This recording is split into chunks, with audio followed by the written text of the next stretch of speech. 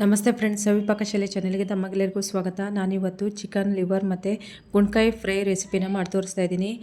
Liver ಗುಂಡ್ಕಾಯಿ ಫ್ರೈನ ಯಾವ ರೀತಿ ಮಾಡೋದಂತ ನೋಡ್ಕೊಂಬರೋಣ ಬನ್ನಿ.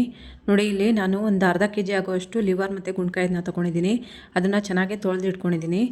ಮಸಾಲೆ ಹುರಿಯೋದಕ್ಕೆ ಒಂದು ಫ್ರೈ ಪ್ಯಾನ್ನ ತೊಗೊಂಡಿದ್ದೀನಿ. ಅದಕ್ಕೆ 2 ಸ್ಪೂನ್ ಆಗುವಷ್ಟು ಎಣ್ಣೆ ಹಾಕ್ಕೊಂಡು ಬೆಳ್ಳುಳ್ಳಿ ಬಿಡಿಸಿ ಹಾಕ್ಕೊಂಡಿದ್ದೀನಿ. ಒಂದು 10-12 2 ಈರುಳ್ಳಿ ಕಟ್ ಮಾಡ್ಕೊಂಡು ಹಾಕ್ಕೊಂಡಿದ್ದೀನಿ. ಇದೆರಡು ಚೆನ್ನಾಗಿ ಫ್ರೈ ಮಾಡ್ಕೊಳ್ಬೇಕು.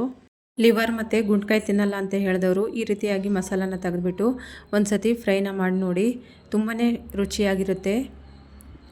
ಇವಾಗ ನೋಡಿ, ಈರುಳ್ಳಿ ಮತ್ತು ಬೆಳ್ಳುಳ್ಳಿ ಚೆನ್ನಾಗಿ ಫ್ರೈ ಆಗ್ತಾಯಿದೆ. ಇದಕ್ಕಿವಾಗ ಒಂದು ಅರ್ಧ ಇಂಚ್ ಆಗುವಷ್ಟು ಶುಂಠಿನ ಚೆನ್ನಾಗಿ ತೊಳ್ಕೊಂಡು ಕಟ್ ಮಾಡ್ಕೊಂಡು ಹಾಕ್ಕೊಳ್ತಾ ಇದ್ದೀನಿ.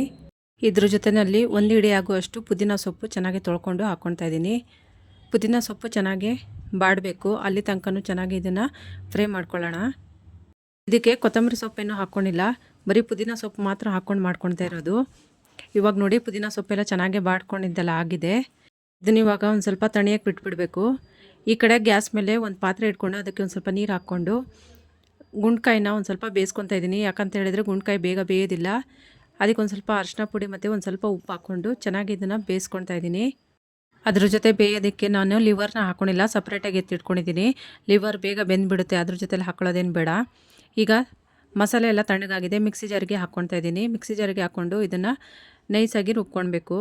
ಈಗ ಗ್ಯಾಸ್ ಮೇಲೆ ಒಂದು ಬಾಣಲಿನ ಇಟ್ಕೊಂಡಿದ್ದೀನಿ. ಅದಕ್ಕೆ ಒಂದು 2-3 ಟೇಬಲ್ ಸ್ಪೂನ್ ಆಗುವಷ್ಟು ಎಣ್ಣೆ ಹಾಕ್ಕೊಂಡಿದ್ದೀನಿ.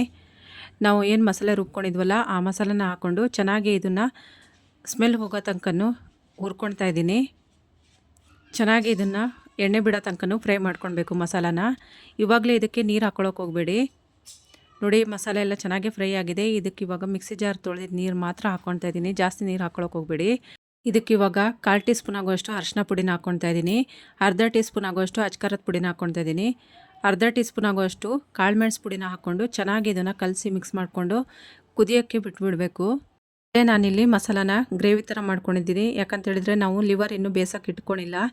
ನಾನು ಲಿವರ್ ಇದರಲ್ಲೇ ಹಾಕಿ ಬೇಯಿಸ್ಕೊಳ್ತೀನಿ, ಅದಕ್ಕಾಗಿನೂ ಒಂದು ಸ್ವಲ್ಪ ಗ್ರೇವಿ ಥರ ಮಾಡ್ಕೊಂಡಿದ್ದೀನಿ. ಇವಾಗ ನೋಡಿ, ಚೆನ್ನಾಗಿ ತೊಳೆದಿಟ್ಕೊಂಡಿರುವಂಥ ಲಿವರ್ನ ಹಾಕ್ಕೊಂಡು ಅದಕ್ಕೆ ಒಂದು ಸ್ವಲ್ಪ ಉಪ್ಪು ಹಾಕ್ಕೊಂಡು ಚೆನ್ನಾಗಿ ಬೇಯಿಸ್ಕೊಳ್ಬೇಕು.